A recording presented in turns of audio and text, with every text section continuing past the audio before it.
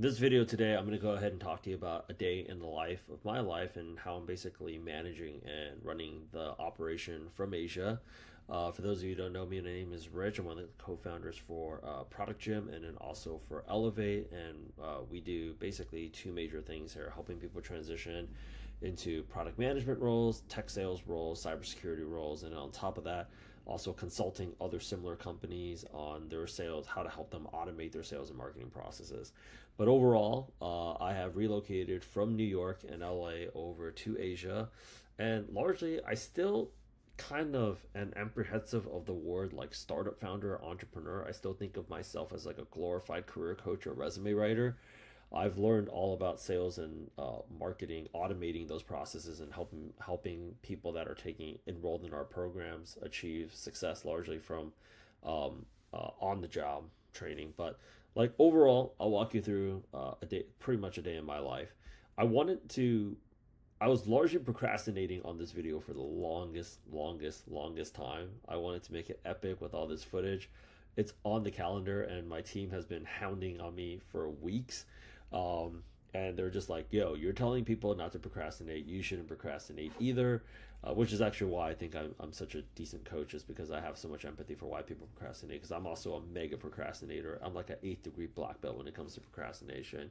But before we go out there and get to it, subscribe to my YouTube channel and definitely join us in our boss school, where we basically show other tech professionals how to monetize their own personal brand, achieve a certain degree of financial freedom, location freedom, time freedom. And we also bring in, we would love to invite anybody that's in the coaching space or tech education space, e-learning bootcamp space, because part of our mastermind is helping people just, make more money, work less hours. But overall, like, don't hate this video. I wanted to add so much more footage, but I'm currently in Hong Kong right now for Chinese New Year, and I don't have my whole work set up. But let's go ahead and get to it. My morning basically can start anywhere. I wake up anywhere between, I'll say, 7 o'clock to 8 o'clock. I don't really start my day until 9 a.m. But when I wake up, the first thing that I go ahead and do, and I know a lot of people say you shouldn't do this, but the first thing I go ahead and do is I check my Instagram. I check my Instagram to see how my friends are doing, because a full day has gone by. I just woken up, and I scroll for about like 15 times. Why do I go ahead and do that? Well, a lot of people say you shouldn't scroll on social media when you wake up, but I found that to be extremely helpful for me, because if I find something that is inspirational to me, a photo, a story, something that's happening on the news, or like I see a story that's awesome, or I see somebody doing something really fun, really cool, like they're jet skiing in Dubai, I take screenshots of all that, because this helps me do my next thing, which is manifest. One of my like tricks in manifesting is like feeling good about like something that I really want to have, either person, place, or thing, right? So if you're always having the same, most people write down their goals, but I take it like a few levels up. I add photos, I add music, I add voice recordings for my affirmations, my mantra, all of that stuff. And then I include it all into a Vimeo playlist, and I'm constantly adding more footage and, stuff like that to my vision board.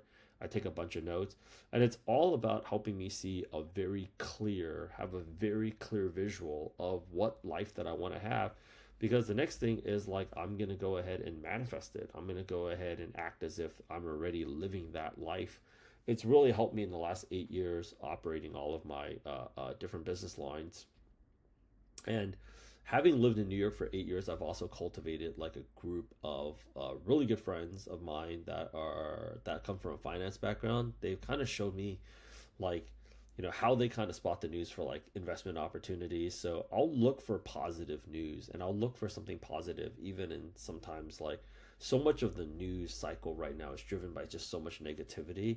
So that kind of infuses in me this energy, because it's easy. Like I do so much, right? Running like product, tech sales, cybersecurity, helping other companies scale, that like it's easy to get overwhelmed with all these different priorities, and it's easy sometimes to be like, I'm doing so much, I don't have enough time and all that.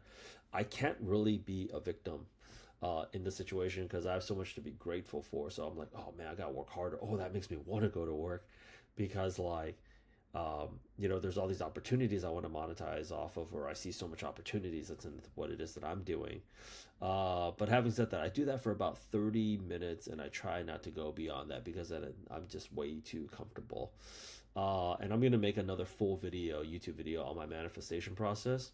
But basically, from there, I have a team meeting and I'm either working the first part of the day at my home office or I'm going into my actual office. But for anybody that's lived in Asia before, let's say unlike LA, where I'm from, and like to a certain degree, New York can be pretty brutal. But I feel like living in Seoul, like the summers are hotter and the winters are colder than New York, if you can even believe that. In Korea, like when it rains, it pours. When it's snowing, it's bad. It's not as romantic as like a Korean drama makes it seem like out on Netflix. It's brutal. When it's hot, it's blazing. When it's humid, it's an absolute disgusting sauna out there. So like by the afternoon, like at lunchtime, I will make it in, but sometimes in the morning, I will work that first day at home.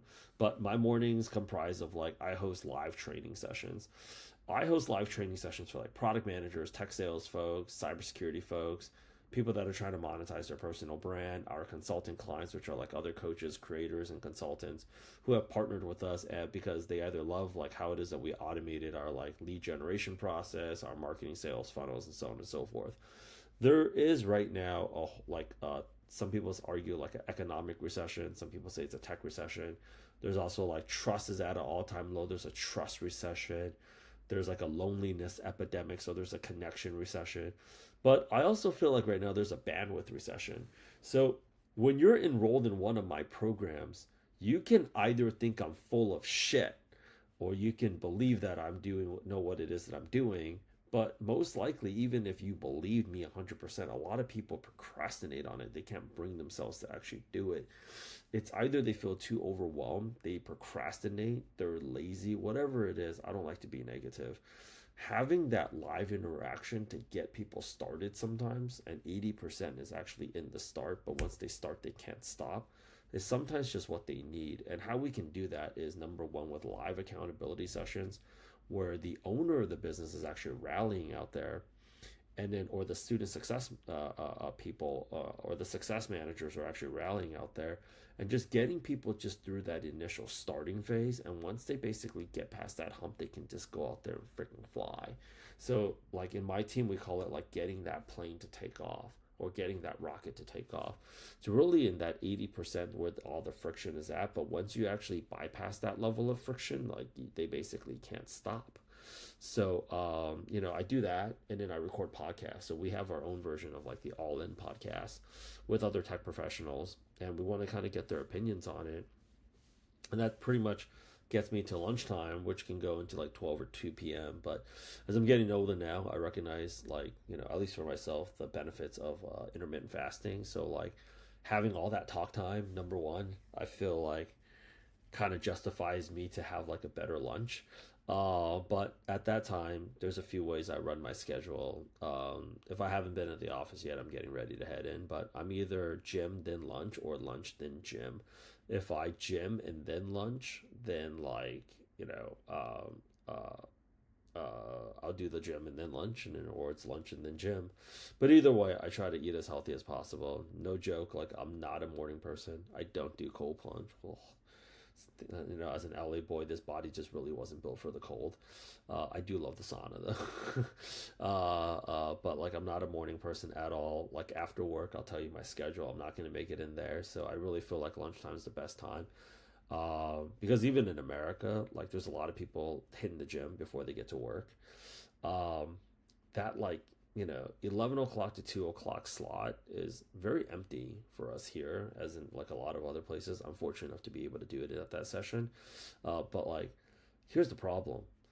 I know I'm not going to do it before work. I can't bring myself to do it. I know like there's just too many distractions after work. Something's always happening. Dinner, meeting up with friends. You don't feel like it because you're too tired. I'm hosting a networking session. So that lunchtime is prime time. So it's either gym then lunch or lunch and then gym. And if I do any workout in the morning, the most you're gonna get out of me is power walking. So like I work out with a trainer, either doing like Pilates, boxing, MMA, some kind of strength training, or like some kind of workout that I'm just gonna go out there and give a shot, maybe for like a month. Like indoor rock climbing, I didn't really like it at first, and then I kind of got into it. K-pop dance.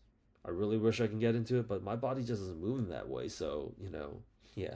But everybody in that studio is are A+ rock stars in my book. But I'll also like take that time to go out there and try different things. But something very physical, golfing. I'll do like screen golf sometimes too. Um, yeah, I just added it in. I should be screen golfing more because when the weather warms up, people are going to go out there, and then I'm going to be like hating myself for not practicing more. After lunch, you're talking about 2 p.m. to like 6 or 7 p.m.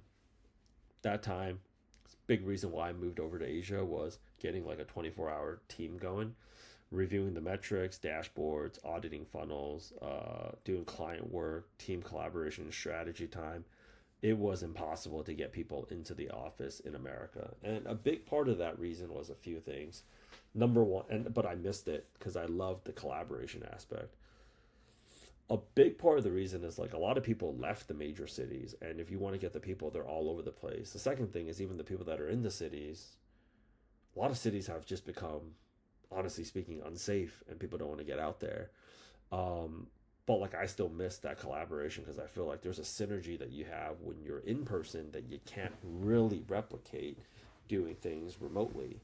So with that said, like we still have them, but like I wanted that in person collaboration and strategy time. That's what we're doing. Recording additional content, hosting team meetings. We do have students and clients in the APAC region, predominantly, like also in Australia. It's another English speaking country, right? They have coaches and consultants down there. They also have people that are interested in product management, tech sales, and also cybersecurity down there.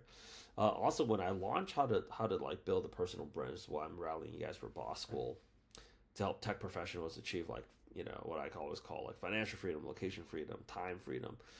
Some of those people ended up here in Seoul because they wanted to as well too. In fact, I'm seeing like a lot more people rallying back to Asia because like if you're like an Asian American or even like the Asian like it's kind of like ignorant for me to think this like, oh my gosh, there's like Chinese people and like Korean people that were born and raised in Australia, and they're like, yeah, we exist.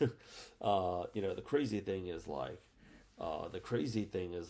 yeah, they've been coming here too, and I've seen like a lot more people in my travels like that just like relocated to other places like Dubai. I've met a lot of Brits there. But like some of them relocated out here, and we're working out the same co-working space together. So we'll do like podcasts too, like in-person podcasts that you guys will go out there and see. And then we also spend some of this time in the afternoon, like planning out the next big in-person event that we're hosting. Usually, like it's like Vegas or New York or Miami, because like there's still a lot of value in getting in person, but everybody has been so spread out now. So I feel like for people to come through to an event, it's got to be a mega event where people actually want to be there. And we feel like there's a lot that everybody can go out there and learn from each other. But the real reason why we host these in person retreats is just the network aspect of it, right? And people share so much insight and information, especially like when they're in person, especially when there's some alcohol that's involved. But work for me right now is like so fun. I don't really care to go to sleep. Like, I don't want to stop. After work, 6 p.m. to I would say 10 p.m., we have work nights too.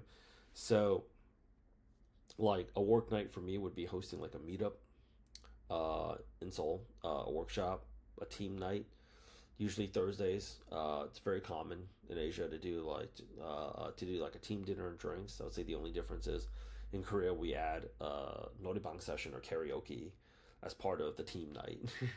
uh, I remember dinner and drinks back in New York and in LA and the Bay Area. I don't really remember that.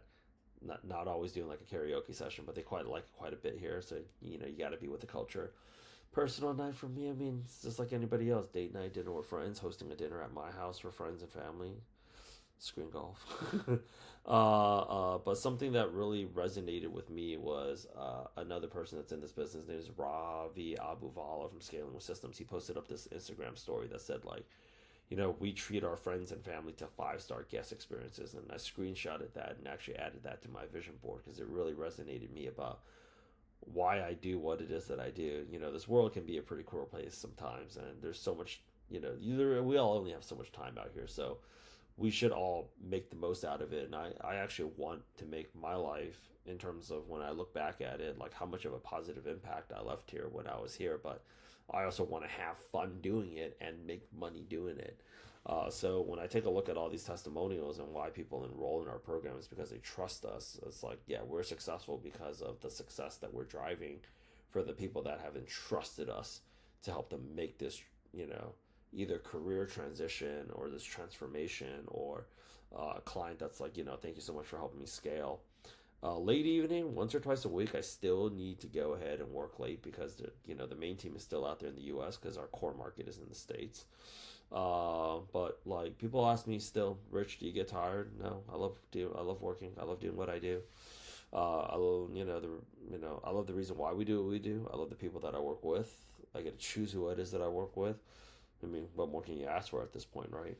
Evenings before bed, you guys might see it on my LinkedIn. Stretch, manifest. I stretch out, then hop on the massage chair for a little bit.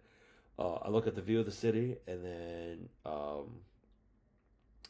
I really give thanks to where it is that I'm at in life, the people that I have around me, and how opportunistic, not like optimistic, like how the opportunities that really exist in the future for me and the people that are around me. I'm working on manifesting. I tally up my wins because the little wins equals big wins, and it helps me get momentum. But like, I also like reviewing my wins because like sometimes I forgot like, oh, that was a win. But like I credit that, like, and I also spent some time watching The Secret, the parts that I like about it, not the whole movie. I credit The Secret to actually a lot of the success that I've been able to achieve, the minor success that I have. I say that with a lot of humility because I'm in an extremely, extremely fortunate situation. Fridays for me and the team are fun days, so I either let them to, most important, like, they work really hard throughout the week, and I work a lot throughout the week too. So, because, we're still running back to back time zones, right? So Fridays are either no work, if I can, but we do have deadlines here too. Half days or work from home days because we'll get shit face trashed on a Thursday night. But everybody's responsible enough to still get what they need to get done. But Fridays for me, sometimes I'm flying out to like another city in Asia, getting ready for the weekend, or just taking some time with a very special somebody to just rejuvenate ourselves because like we're talking about working like 18-hour days here. Monday to Thursday is unavoidable. So Friday, it's like you want to give yourself some of that time to recollect, and I used to just go hard all 7 days, and it's kind of like Conor McGregor. I'm such a huge fan of that guy still, but he was like, when I was coming in here fresh, I was just going there like no stretching, no warm up, like I was just going there like, yeah, I'm ready to spar like 4 guys. He's like, now I gotta like warm up, stretch, really get on the foam roller. And then afterwards, when I'm done, I got to do the cool down, It's like, yeah, like, I can't go 7 days, 18-hour days anymore like I used to. It's kind of sad, but like, it's also kind of good too, because like you shouldn't be working that much. It's like, the more I'm removing myself from the business, the better the business is actually doing, and I'm actually helping my people succeed and move up the ranks and helping them achieve their financial goals, right? So Fridays for me, it's like it's great. Sometimes I also host like a work session for this team outside the city, like in another city, but um, we've done things where it's just like working out. Fly out on a Sunday and working out like in Tokyo, Osaka, Taipei, Hong Kong, Singapore, Bangkok, Sydney, Australia is the farthest we'll go down south, or like we really want Dubai in the books this year. But now is the greatest time to be alive because anywhere that's got internet access, you can just order an Uber, you can roam around the city. TikTok and TikTok's back, but Instagram, you can go out there and check out what are the local eats with the American Express WeWork Global Pass. Anywhere that's got a co-working space, they'll just welcome us with open arms. So like, yeah, it's like let's do snowboarding in Japan, like in Hokkaido for like a week, right? And then we can get our work done, and then afterwards we can get that session in. It just like, if you can't increase the amount of money that your team is making, one thing that you can do is actually give them back, some like make the experience so fun. We also have team members in other parts of Asia that we go out there and visit as well too. So honestly speaking, I guess it's one of the greatest times to be alive. But different cities have different vibes throughout different times of the year. Like Hong Kong right now for Chinese New Year is absolutely amazing. If you guys haven't experienced it, I would love for you guys to experience it. Japan during Cherry Blossom Festival, snowboarding in Japan, I think is an experience. I don't know what they do with the snow out there, but it's like cotton candy. F1 in Singapore, like Thailand, Philippines, somewhere warm. Because Korea can get so cold during the wintertime. Those are all good experiences, but very blessed because, back in New York and even in LA, within a 3 to 4 hour flight radius, you're not really getting anything that culturally different. Um, I mean, if you think about like, we operate in Europe, like the cultural impact you're going to get from Portugal versus like Sweden, right? It's very, very different. Two very different groups of people. Yeah, and not to sound like a douchebag, but having like been born and raised in LA and worked in New York like for 8 years, every city that surrounds those two cities within a 3 hour flight radius feels like a discount version of them. Like, why would I be in San Diego if I live in LA? Why would I be in SF? Or like Vegas, I could see, but Vegas is like a 2 day town, right? Like New York is like a Philly, a Boston, Toronto, DC, but you're gonna be comparing it so hard to New York. Seoul and like Hong Kong, Tokyo, Taipei, those are three very different places. Three also very enjoyable places. So like on the weekends, I'm doing whatever I want, as much as I want, with whoever I want, however I want, whenever I want. The best part is flex content also drives interest, traffic, and revenue, which all translates to cash being printed to the business. On like a monthly and quarterly basis now, at the end of the month, we have like a team dinner to celebrate the month or some kind of team activity. And we also have a huge team like in like other cities in Asia. I don't want you to know where they are, but like we make time to see them, bring them gifts, and also fly them into the Seoul office. We also love it when um, our friends in America come and see us out here in Asia. I also fly in my parents. When I was young, I didn't really care to hang out with them so much, but like now that I'm getting older, it's kind of all I want to do. Time's limited, right? It's actually one of my favorite activities, which is all the more reason for other tech professionals to launch a side hustle. Uh, People can go ahead and watch this video, and if you're gonna troll me, I would really appreciate it because you're gonna help me drive the algorithm. But honestly, I think like money makes everything so much easier, and this is actually why like if you're planning on launching it, like we're just doing all this training live. I'm helping everybody promote their brand. You guys are seeing me. I'm recording the podcast and the YouTube videos with them. So there's more than enough to go around. I'll see you guys in school. Join the Boss School Mastermind if you're ready to escape the 9 to 5 grind in tech and start living your best life. So see you in school. Don't be late to school. If you found any value in this video at all, please go ahead and subscribe to the YouTube channel. On top of that, I just want to say this: just start. Like I understand people procrastinating. I have a high degree of empathy for procrastinators because I procrastinate a lot. This thing has been on the content calendar for about like a month and a half already, and they're just like, no, just get to it. Because like if you don't get to it, you'll never get to it. So with that said, like uh see you in school. Let's go ahead and print cash together. Let's make 2025 the highest earning year of your life.